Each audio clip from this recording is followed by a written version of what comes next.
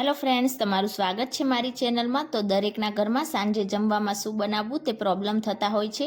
તો આજે હું તમારી સાથે એક એવા શાકની રેસીપી શેર કરવાની છું જે શાક તમે એકવાર બનાવશો તો તમને વારંવાર બનાવવાનું મન થશે।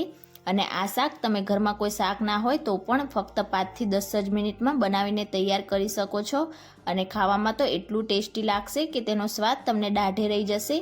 તો ચાલો બનાવીએ। રેસીપી સારી લાગે તો વિડીયોને લાઇક કરજો, વધારેમાં વધારે શેર કરજો અને ચેનલને સબસ્ક્રાઇબ કરીને બાજુમાં રહેલા બેલ આઇકનને પ્રેસ કરજો એટલે નવી રેસીપીના નોટિફિકેશન આવશે। તો ચાલો બનાવીએ। તો હવે સૌથી પહેલાં તો આપણે શાક બનાવવા માટે પેનમાં 2 થી 3 ટેબલસ્પૂન જેટલું તેલ ઉમેરીશું। તેલ એકદમ સરસ રીતે ગરમ થઈ જાય એટલે હવે તેમાં અડધી ટીસ્પૂન રાઈ ઉમેરીશું અને રાઈને સારી રીતે ફૂટવા દઈશું। રાઈ સરસ ફૂટી જાય એટલે અડધી ટીસ્પૂન જીરું ઉમેરીશું। જીરું એકદમ સરસ રીતે ફૂટી જાય એટલે હવે તેમાં 1/4 ટીસ્પૂન જેટલી હિંગ ઉમેરીશું અને હવે તેમાં 1 બાઉલ જેટલી ઝીણી ચોપ કરેલી ડુંગળી ઉમેરીશું। તો અહીંયા તમારે ડુંગળીને બને એટલી ઝીણી ચોપ કરવાની છે। મેં અહીંયા ચોપરમાં ડુંગળીને આ રીતે એકદમ ઝીણી ચોપ કરી લીધી છે।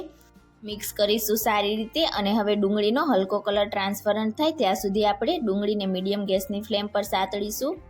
તો અહીંયા તમારે ડુંગળી વધારે પડતી બ્રાઉન નથી કરવાની, એ વાતનું ખાસ ધ્યાન રાખવાનું છે। ડુંગળીની હલકી કચાશ દૂર થાય ત્યાં સુધી જ આપણે તેને આ રીતે સાતળીશું। તો આ શાક બનાવવામાં એકદમ સરળ છે અને ખાવામાં બહુ જ ટેસ્ટી એવું લાગશે। તો આ શાક તમે લંચમાં કે પછી ડિનરમાં પણ બનાવીને ખાઈ શકો છો, રોટલી કે પછી પરાઠા સાથે બહુ જ ટેસ્ટી એવું લાગશે।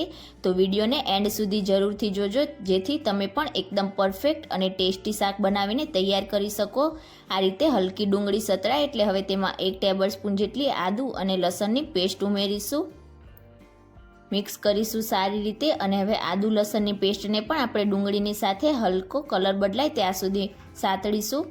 તો અહીંયા શાક બનાવતી વખતે તમે આ રીતે આદુ લસણની પેસ્ટ અને ડુંગળીને જેટલી સારી રીતે સાતળશો શાકમાં તેનો ટેસ્ટ એટલો સરસ લાગશે। પણ અહીંયા ડુંગળી વધારે પડતી બ્રાઉન ના થઈ જાય એ વાતનું તમારે ખાસ ધ્યાન રાખવાનું છે। અહીંયા જો તમે લસણ ના ખાતા હોય તો ફક્ત આદુની પેસ્ટનો ઉપયોગ પણ કરી શકો છો। તો અહીંયા થોડીક જ વારમાં તમે જોઈ શકો છો આપણી ડુંગળીનો હલકો કલર ટ્રાન્સપરન્ટ થઈ ગયો છે। હવે તેમાં 1 બાઉલ ઝીણું ચોપ કરેલું ટામેટું ઉમેરીશું।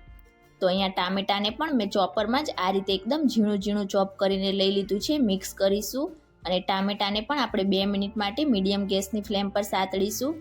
તો અહીંયા જેટલા પ્રમાણમાં તમે ડુંગળીનો ઉપયોગ કરો છો સામે એટલા જ પ્રમાણમાં તમારે ટામેટાનો ઉપયોગ પણ કરવાનો છે।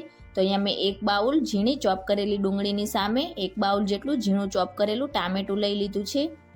તો આ રીતે આપણે મીડિયમ ગેસની ફ્લેમ પર સાતળીશું એટલે આપણા ટામેટાની હલકી કચાશ દૂર થઈ જશે। અને એક રિક્વેસ્ટ છે ફ્રેન્ડ્સ, હજી સુધી જો તમે મારી ચેનલને સબસ્ક્રાઇબ ના કરી હોય તો સબસ્ક્રાઇબ કરીને બાજુમાં રહેલા બેલ આઇકન બટનને પ્રેસ કરજો એટલે જ્યારે પણ હું મારી નવી રેસીપી અપલોડ કરીશ તેની નોટિફિકેશન્સ તમને ડાયરેક્ટ મળી જશે અને આ બિલકુલ ફ્રીમાં છે। તો આ રીતે 2 મિનિટ જેવા ટામેટા સતળાઈ જાય એટલે હવે આપણે તેમાં મસાલા ઉમેરીશું।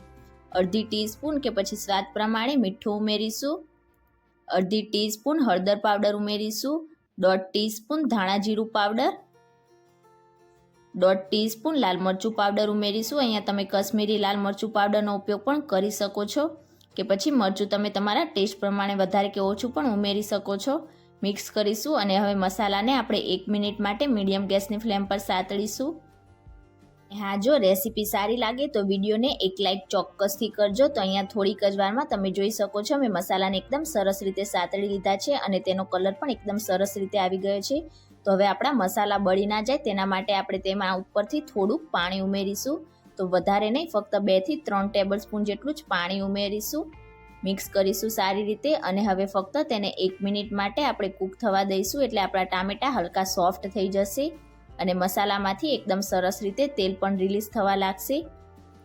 તો અહીંયા થોડીક જ વારમાં તમે જોઈ શકો છો આપણા મસાલામાંથી એકદમ સરસ રીતે તેલ સેપરેટ થવા લાગ્યું છે। તો એકવાર સારી રીતે મિક્સ કરીશું।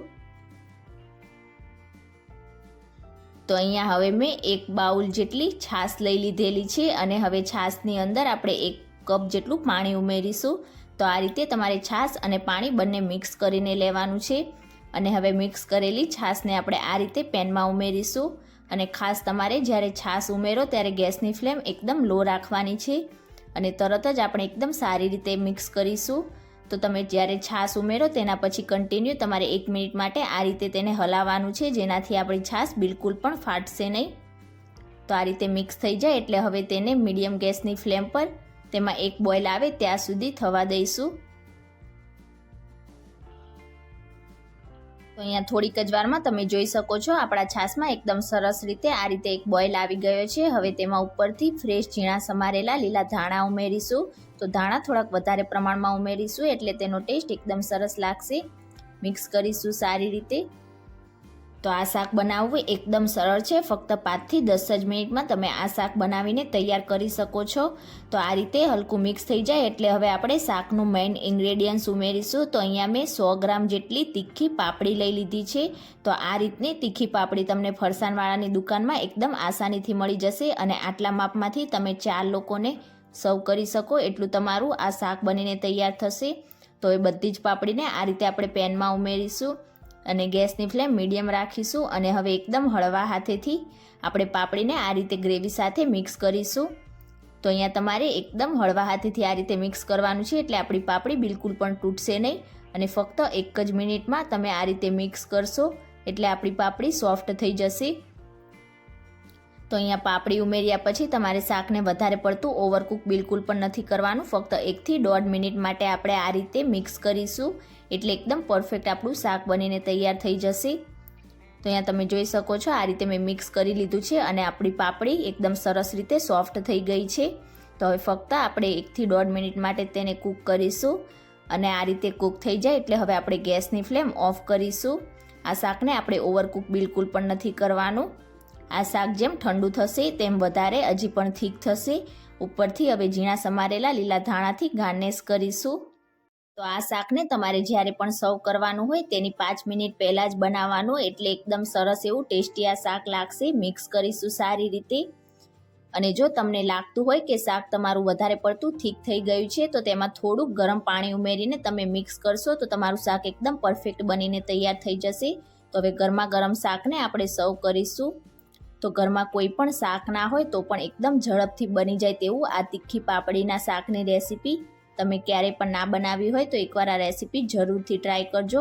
આ શાક ખાવામાં એટલું ટેસ્ટી લાગશે કે ઘરમાં બધા વારંવાર બનાવવાની જીદ કરશે અને ફક્ત 5 થી 10 જ મિનિટમાં તમે આ શાક બનાવીને તૈયાર પણ કરી શકો છો. તો આજની મારી રેસીપી તમને કેવી લાગી મને કમેન્ટ કરીને ચોક્કસથી જણાવજો. રેસીપી સારી લાગી હોય તો વિડીયોને લાઇક કરજો, તમારા ફેમિલી અને ફ્રેન્ડ્સમાં શેર કરજો અને ચેનલને સબસ્ક્રાઈબ કરીને બાજુમાં રહેલા બેલ આઇકન બટનને પ્રેસ કરજો એટલે નવી રેસીપીના નોટિફિકેશન આવશે. Thank you for watching.